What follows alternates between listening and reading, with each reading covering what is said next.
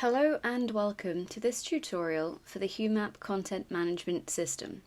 In this series, I will be showing you how to create and curate content on your Humap instance. This video is about Humap's Content Analytics feature. To get to the Analytics tab, you'll first need to log in to your Humap admin account.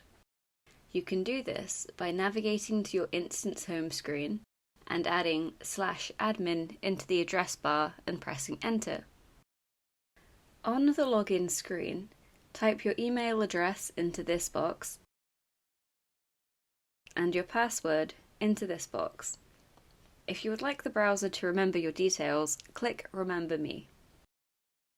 Content Analytics is the first screen you see in the content management system. This feature pulls in data from your Humap instance and gives you insights on how your users are reacting to your content. Here you can find out how many people are visiting your instance, how many of them are unique, and your most viewed content, which includes most viewed records and collections. You can then use this information to report on your instance's successes and to optimize your content strategy. Thank you for watching this Humap tutorial on Content Analytics. If you have any questions or suggestions about this video or feature, please feel free to get in touch with us at team@humap.me.